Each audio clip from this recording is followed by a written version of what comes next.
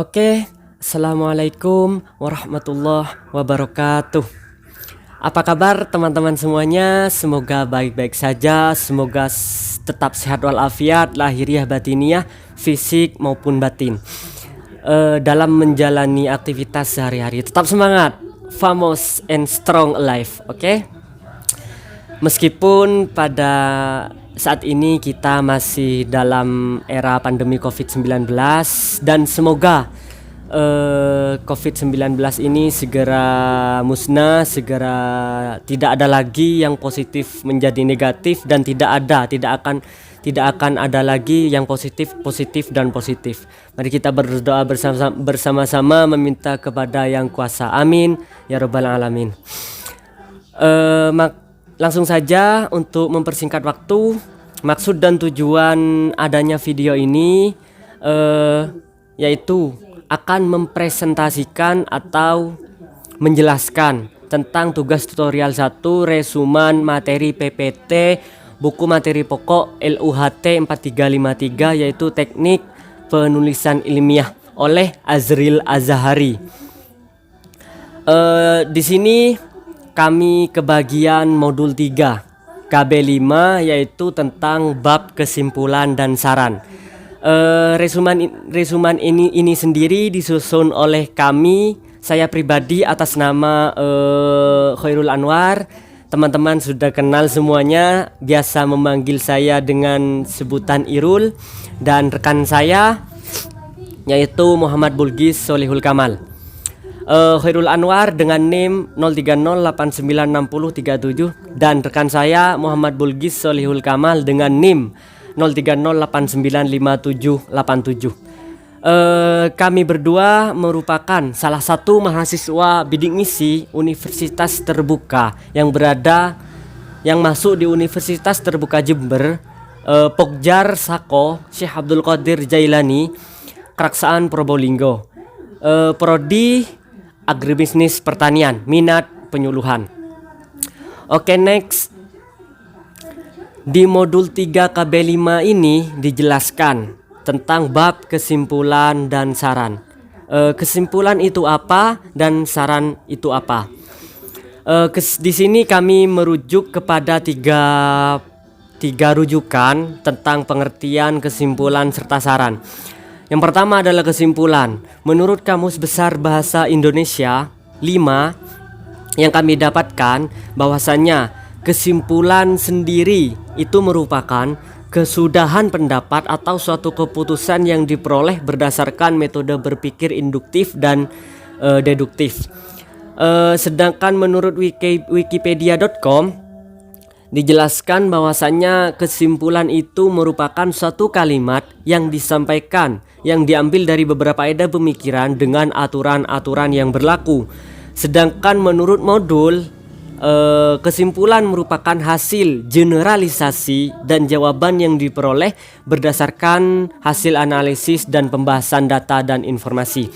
Di sini dapat kita simpulkan bahwasannya definisi tentang kesimpulan itu sendiri adalah suatu hasil dari metode atau ide pemikiran, baik itu pendapat, analisis atau pembahasan suatu data yang disesuaikan dengan kaidah-kaidah yang berlaku sehingga menghasilkan suatu keputusan dan jawaban. Selanjutnya adalah saran. Menurut KBBI sendiri, saran itu merupakan pendapat dalam artian usul, anjuran ataupun cita-cita yang dikemukakan untuk dipertimbangkan bersama.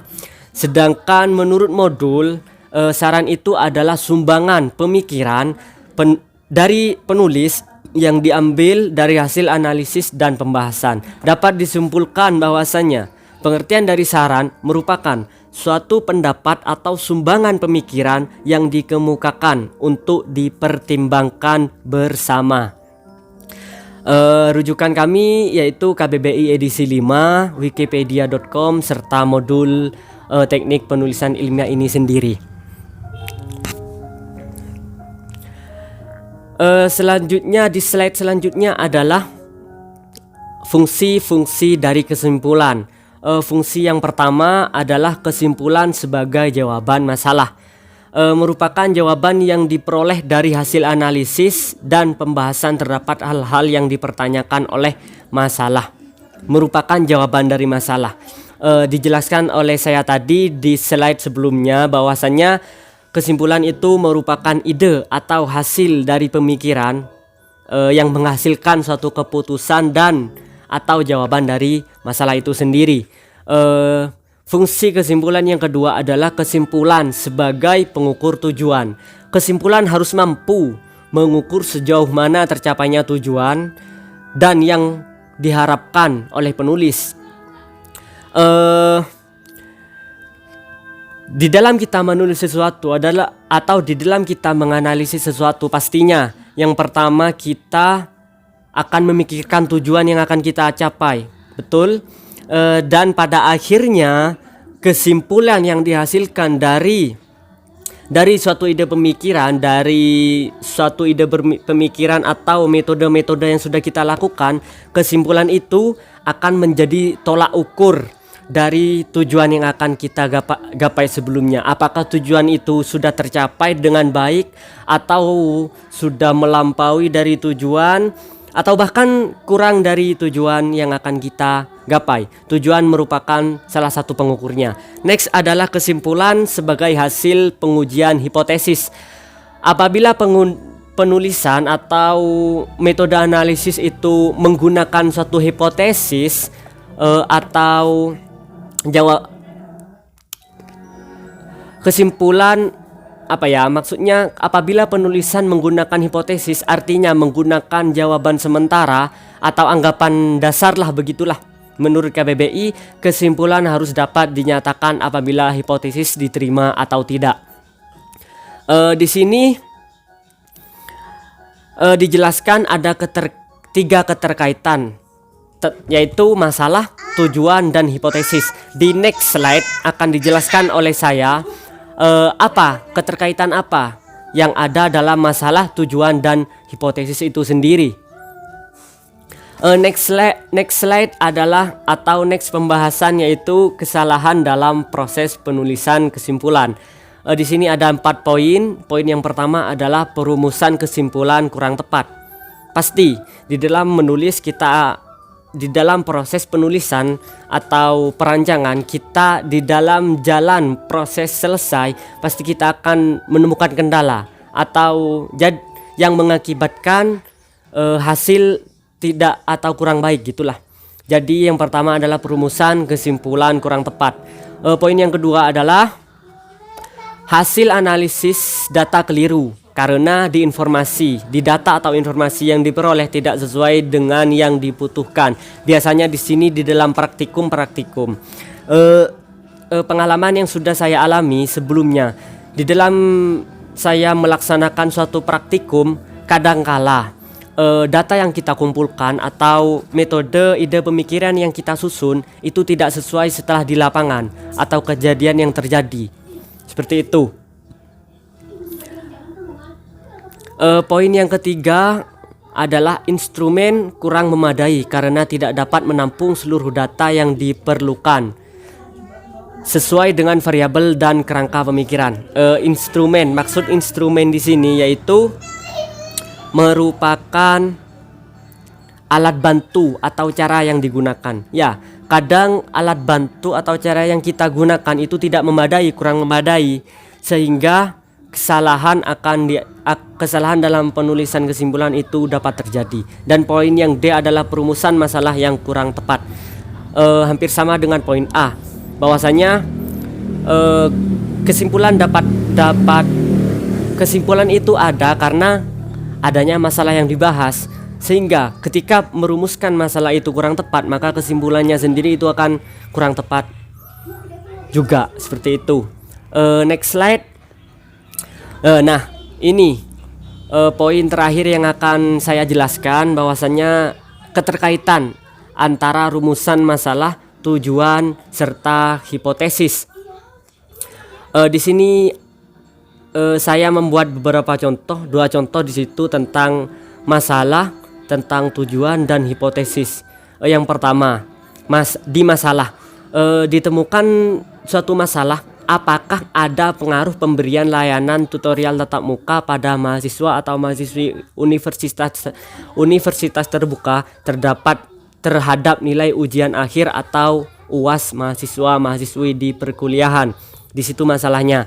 Sehingga tujuannya sendiri itu adalah untuk melihat pengaruh pemberian layanan tutorial tatap muka pada mahasiswi universitas terbuka terhadap nilai ujian akhir atau UAS mahasiswi di perkuliahan.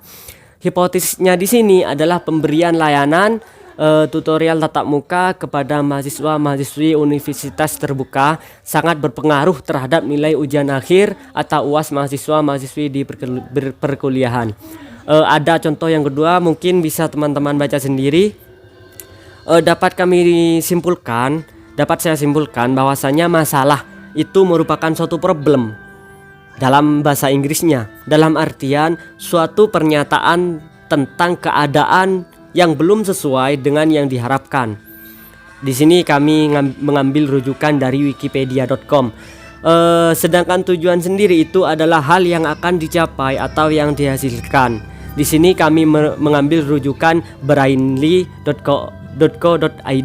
Sedangkan hipotesis sudah dijelaskan sebelumnya oleh kami bahwasanya hipotesis merupakan jawaban sementara atau anggapan dasar yang harus dibuktikan kebenarannya. Demikian dari saya pribadi. Next, penjelasannya akan dilanjutkan oleh rekan saya.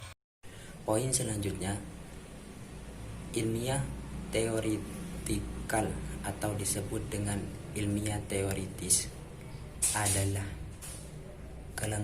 di mana seseorang peneliti akan menggunakan kelengkapan data berupa gambar maupun foto yang bertujuan untuk menguatkan hasil temuan dan penelitiannya.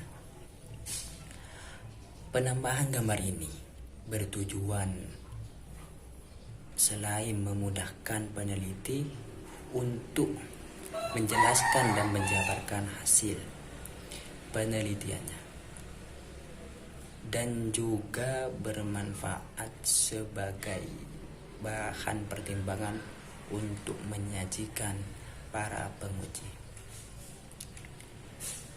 Poin ke-C, saran untuk penelitian selanjutnya.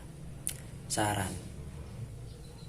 yang berisikan sumbangan atau tambahan pemikiran untuk mengembangkan penulisan lebih lanjut karena adanya keterbatasan dalam penulisan atau merupakan pengembangan yang diperlukan dari hasil pembahasan. Poin selanjutnya, membuat kesimpulan dan saran yang baik. Kesimpulan mempunyai beberapa cara. Yang pertama, memperhatikan teks-teks yang telah dibuat secara cermat. Yang kedua, menulis detail data dan informasi yang penting dari tulisan. Yang ketiga, membuat kesimpulan dari apa yang telah dicatat atau yang telah didengar pada informasi data dari tulisan yang telah dibuat. Saran yang pertama, memberikan referensi ke penulisan seperti penelitian dan metode yang dipakai. Yang kedua, memberikan kata anjuran berupa harapan agar si peneliti selanjutnya lebih baik. Yang ketiga, memperhatikan jumlah kata-kata yang ada sehingga lebih efisien atau lebih maksimal. Oke teman-teman, mungkin itu saja yang dapat kami sampaikan, yang dapat kami jelaskan. Apabila ada kesalahan, kekurangan, itu dari kami. Kami hanyalah manusia yang biasa, tidak pernah luput dari salah dan lupa. Akhirnya kami akhiri dengan ucapan Assalamualaikum warahmatullahi wabarakatuh.